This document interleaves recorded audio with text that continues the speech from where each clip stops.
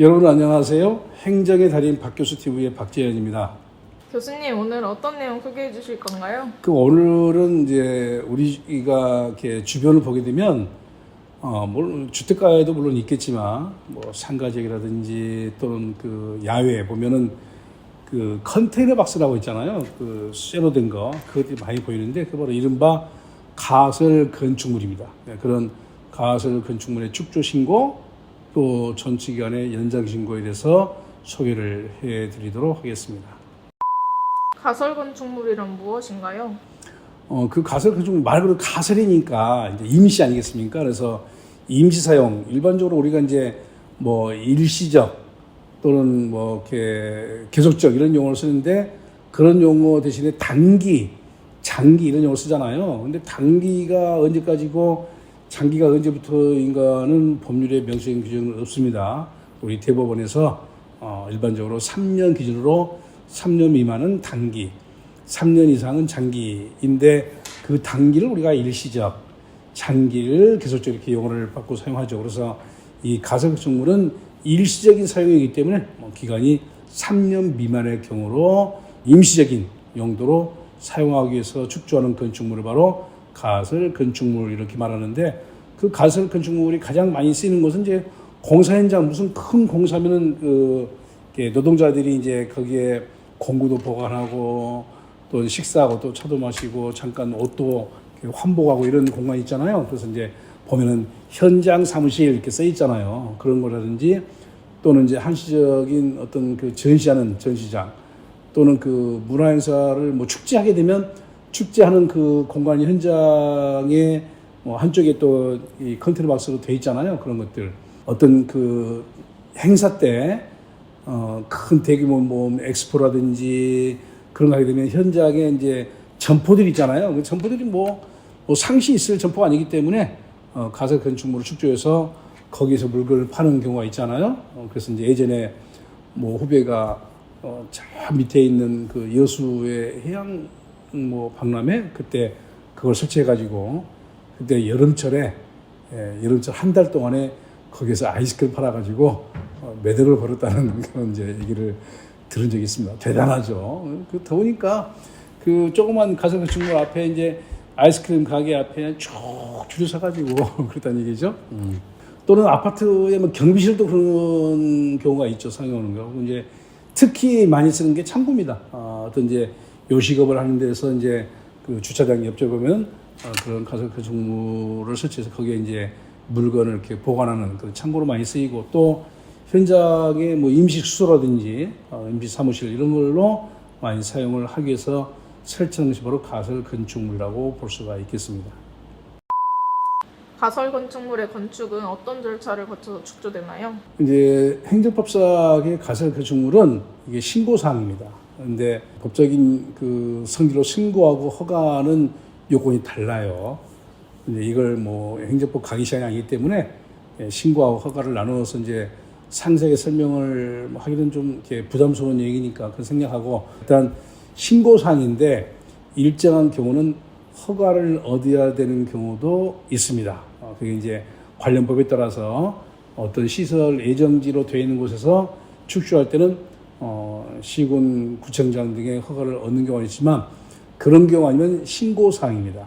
근데 신고사항인데 이게 수리를 요하는 경우이기 때문에 거의 성질은 허가하고 꽤 유사해요. 그리고 이제 이 가설 건축물의 축조라고 하는 것은 일반적으로 허가보다는 요건이 완화가 되어 있지만 그렇지 않고 이게 절대적으로 허용이 안 되는 경우가 있습니다. 예를 들면 이제 어떤 그 관련 법에 따라서 개발령에 관한 규정에 위반된다든지 또는 그 높이가 4층 이상인 경우 안 됩니다. 4층 이상은.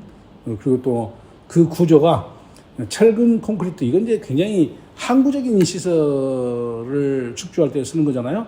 또 철골 철근, 철근 콘크리트라는 것은 아시잖아요. 그 쇠로 된 막대 같은 쇠가 이제 들어가 있고 그게 이제 콘크리트로 이렇게 해가지고 기둥을 세우는. 근데 이제 뭐 얼마 전에 그 많은 아파트에 그 조사해봤더니 그 우리가 순살 치킨 하듯이 뼈가 다 안 들어가 있는 순살 기둥 이런 게 있어가지고 붕괴 위험이 있는 그런 게 있잖아요. 그런 이제 기둥을 맞을 때 철근이 들어가거나 또는 철골이라는 것은 흔히 생각하면 H빔 있잖아요. 그 기둥으로 사용하는 이런 경우는 안 됩니다. 그리고 존치 기간이 처음에 신청할 때 3년 이상으로는 안 되죠. 다만 이제 3년 미만의 기간으로서 뭐 1년, 2년, 3년까지인데 뭐 한시적으로 사용한 경우는 뭐 축제 현장에서는 축제 기간 동안 2달 이런 식으로 하겠죠. 또 공사 현장에서는 공사 기간, 그러니까 이 공사가 뭐 2년 소요된다? 그러면 이제 준비 단계부터 공사가 완공될 때까지 해서 2년 이런 식으로 3년 이내의 기간으로 하는 것이고, 그 현장에 뭐 전기라든지 가스수도 이런 기반 시설의 설치가 필요한 경우는 또 안 되는 것이죠. 그러니까 이미 있는 그 전기 시설에서 선을 연결하는, 또 수도관에서 선을 연결하는 이건 가능하겠지만, 새롭게 전기 시설을 설치하는 경우 수도관을 매설하는 이런 경우는 또 안 되는 것입니다. 그리고 공동주택이라든지 또는 판매시설 등으로 분양을 목적으로 하는 이런 경우도 인정이 안 됩니다. 그리고 또 많은 법률에 따라서 제한 규정이 있는 경우가 있어요. 그런 경우에 해당이 된 경우도 가설 건축물의 축조가 인정이 안 되게 되겠습니다. 이런 내용들은 관련법을 쭉 살펴보면 확인이 되고, 또 이제 신고를 받는 시, 군, 구청의 담당자에게 문의하게 되면 다 안내를 해줍니다. 가설 건축물의 건축은 어떤 경우에 할 수 있나요? 이건 건축법 시행령 제15조 5항에 모두 16가지가 쭉 열거가 되어 있습니다. 그래서 그 건축법 시행령 제15조 5항에 규정되어 있는 16가지 종류에 해당이 되는지 쭉 봐야 되는데, 보게 되면 무슨 가설의 전람회장이라든지 가설 점포 또는 공사용 가설 건축물, 또 자동차 차고는 외벽이 없어야 됩니다. 외벽이 없이 기둥만 세워서 하는 것이겠죠. 그리고 임시 창고라든지 또는 임시 숙소, 또는 이제 전시시설, 촬영시설하고 야외 흡연실이 예전에 없던 것이 추가됐습니다. 그러니까 과거에는 가설 건축물의 설치 신고를 할 수 있는 사유가 14가지였었는데, 이게 바뀌면서 16가지로 바뀌었다는 거예요. 설치 신고 사유가 2가지가 늘었다고 하는 것은 가설 건축물의 그 사용 범위를 확대한다, 축소한다, 확대한다. 그만큼 다양한 용도로 사용을 할 수 있게 하는 것이고, 또 이 기간도 과거는 2년이었습니다. 2년이었던 것이 3년으로 연장된 것이 한 5, 6년 전인데, 그건 이제 바로 그만큼 가설 건축물의 사용의 범위를 어떠한다?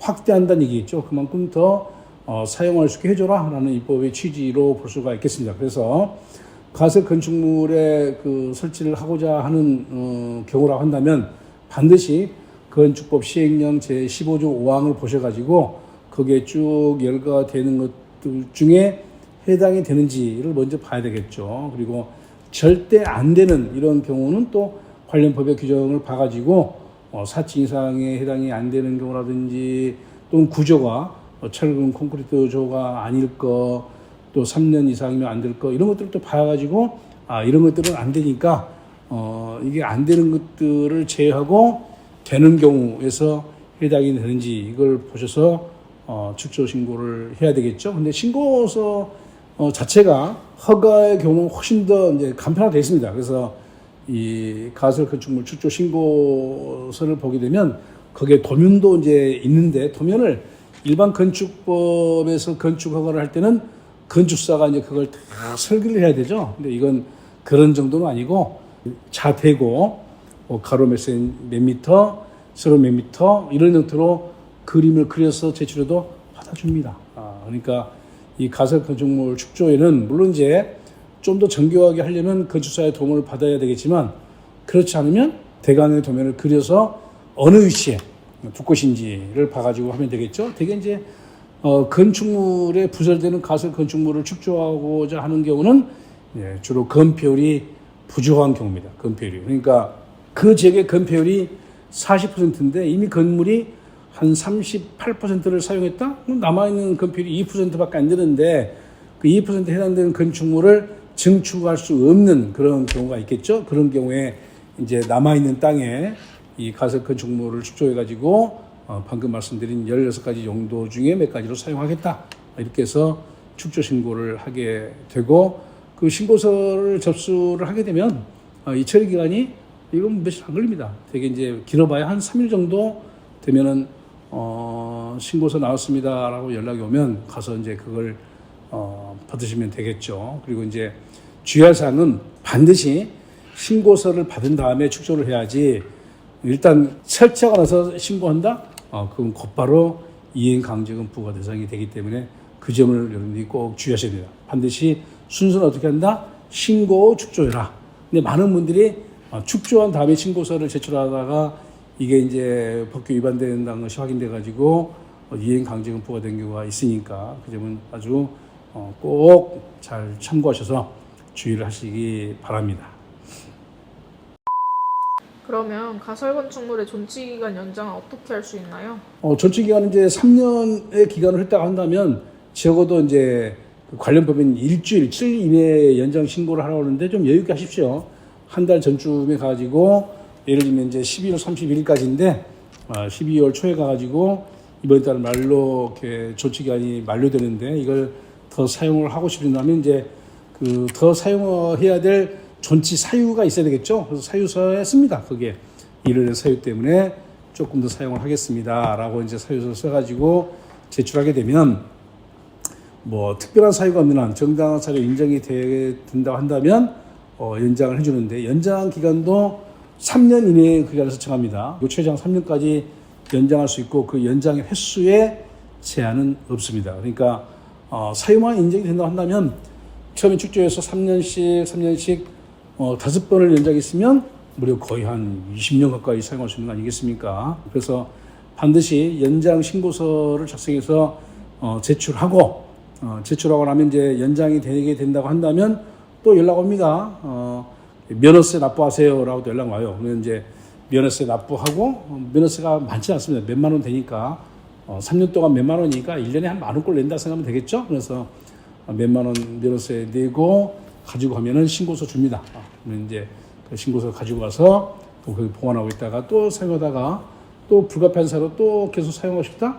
또 연장 또 신청해서 또 이렇게 신고서 받아가지고 또 사용할 수 있게 되는 것이죠. 이렇게 이 가설 건축물이 우리 주변에 미신고 가설 건축물이 아주 굉장히 많은데 그건 이제 이 시군 구청에 근무하는 공무원들의 인력 때문에 단속을 이렇게 못하고 있는 형편이지 하려고 한다면 이건 엄청나게 단속할 수 있습니다. 속도 말하면 널려 있죠. 그래서 이 공무원들이 맘만 먹으면 이제 적발을 많이 할 수 있지만 인력이 워낙 부족하니까 못하는 것이 현실입니다. 근데 그런 것들 악용해가지고 신고하지 않고 이제 먼저 이제 설치해놓고 사용한다.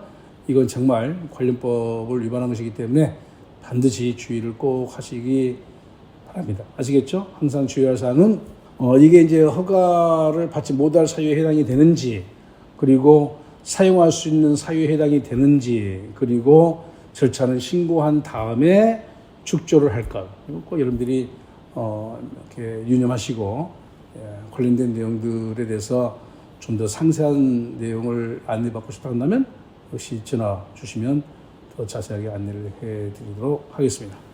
오늘 준비한 영상은 여기까지고요. 오늘 다음 시간에 또 다른 유용한 그런 주제를 또 찾아서 영상을 준비해서 다시 여러분 만나게 되겠습니다. 끝까지 시청해 주신 여러분 고맙습니다.